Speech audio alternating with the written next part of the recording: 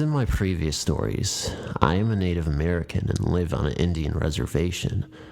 A long time ago, years and years ago, the original agency or central hub for the reservation was about 25 miles south of the town where I currently live. It is now called Old Agency.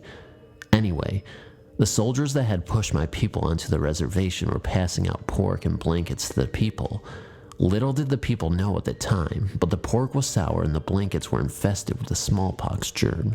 The soldiers would not let the people hunt or fish, and the people were starving because of this, and it was a cold and brutal Montana winter. So, the people took these items thinking that the soldiers were trying to help them, but instead, they were trying to kill the people off. The people did not know that the pork was sour, as this was not a meat that was ever eaten by the Native Americans. They ate deer, elk, buffalo, fish, and various wild game, but never that specific thing. Anyway, as the people died, and it was winter, the bodies were just thrown into a pile until they would be able to be buried. In the following months, the ground was soft enough to dig, and dig they did. There is a mass grave that extends for over 20 miles from Old Agency into the town where I live and further north past town. When they built our group of houses, they placed them about a half mile from one of the mass burial graves. By this time, all of the bones and such had been removed, many years before our houses were built. But needless to say, our house is still close to this mass grave. One day, my husband and I were getting ready for work. He was sitting at the foot of the bed, bent over, tying his work boots, and I was in the master bathroom curling my hair, and we were having our morning visit while getting ready. I glanced out of the bathroom and towards my husband, and there was a small Native American boy with long hair and no shirt, shoes, or pants on. He had a breech cloth on.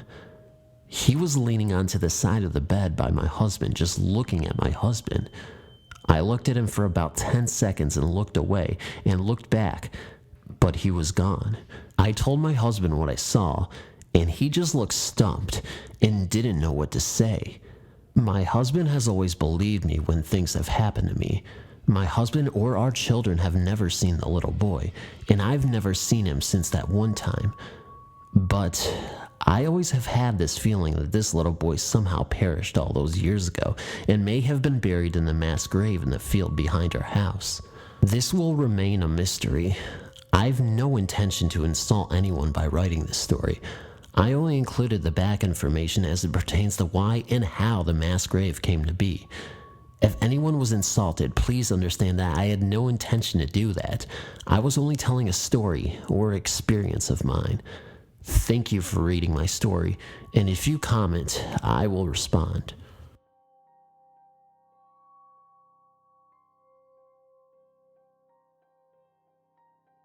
I've wanted to share this story for quite some time. My first experience happened over 20 years ago.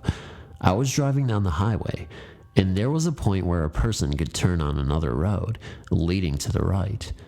There was a field there at the intersection of the highway I was on and the road to the right. As I was driving, I noticed something to my right and turned quickly to look. I couldn't understand what I was seeing at first. There were at least 15 to 20 people standing in this field.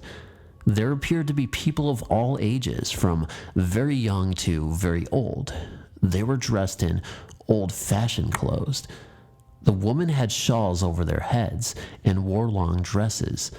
All of these people were looking at me, and the only way I can describe their expressions is to say that they all looked angry and upset. All of this took place in no more than a second or two, since I was driving, yet I can still remember the details of that evening. My husband and his father were in a car directly behind me, and when we reached our destination a few minutes later, I asked them who all of those people were. They hadn't seen anyone, but I saw them plain as day. I later found out that Native Americans lived there a long time ago and had a very rough time. I plan to research this further. My second major experience was about 15 or so years ago.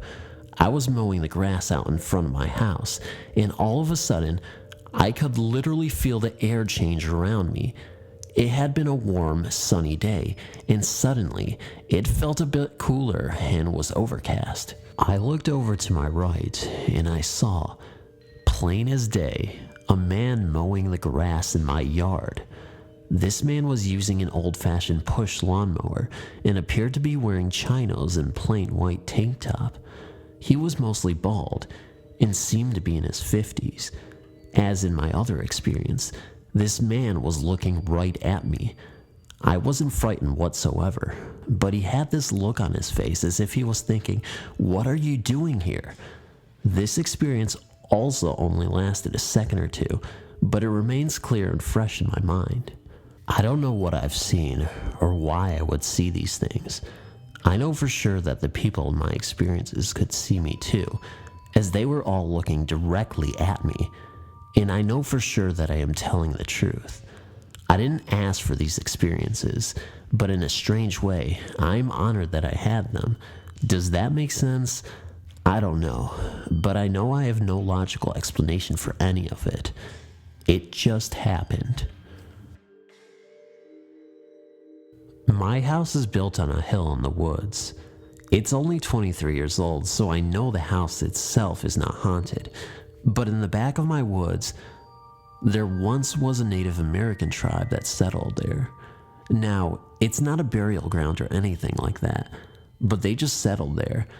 I know this because my history teacher did a lot of researching to find it out. It all started when I moved here with my grandparents. At the bottom of my hill, there was some really weird pottery. You could tell it was really old. Then, after a couple of years, we had a huge storm come through and cause heavy rain and some mudslides. It buried the pottery. Prior to this moment, I have never even seen this ghost. But after it, I started seeing a Native American looking woman who was just walking around down there. I see her every morning as I'm walking down to the bottom of my hill for the bus. Now, she was never hostile in all the times I've seen her. Actually, when you walk by here, you can get a really warming feeling from her.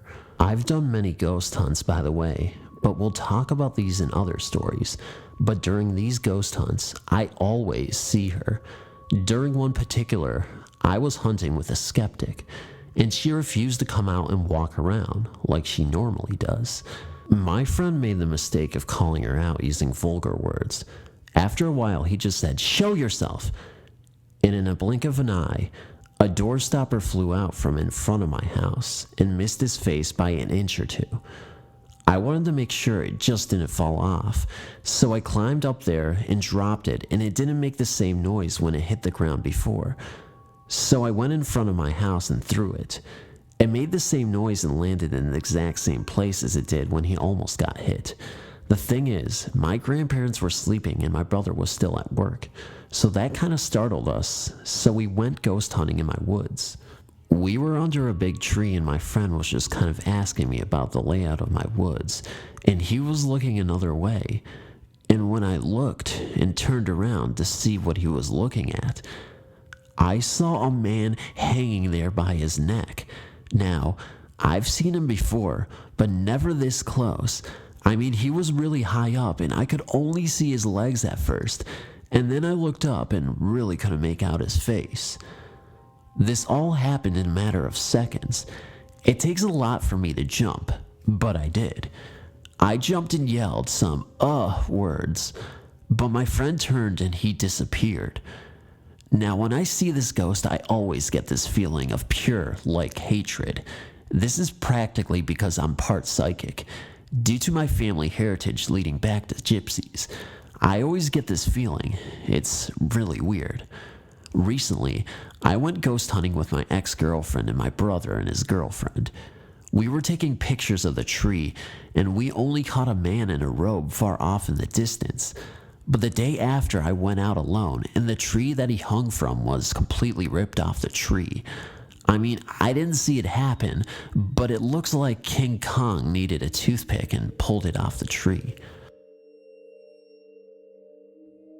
Vernal is about 3 hours away from Salt Lake City, and quite honestly, it is a total backwater town that has no city codes whatsoever. You can pretty much have a cow in your front yard and you won't get a fine. Vernal is a little behind, meaning they don't have any major entertainment places and they only have one Walmart, which is pretty awesome considering Walmart is taking over the world. But more on point, Vernal contains one of the places I would love to see. Vernal is home to Skinwalker Ranch. Now, this sounds gross like a nudist ranch, but believe me, it isn't. You can actually read a book about it. It is called Hunt for the Skinwalker, and you can also watch some videos on YouTube about it. My sister lived about 40 minutes from this ranch, and I believe whatever resides on this ranch also haunts the neighboring properties and whatever else is close. A skinwalker is a type of witch that can take an animal form of their choice, based on Navajo Indian legend, and instead of healing a person, the skinwalker will curse you. According to my brother, who was a friend of a Navajo Indian, the witch can only become a skinwalker by killing a close friend or relative.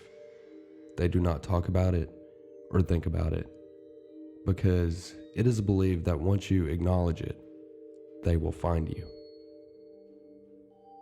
But back to my point.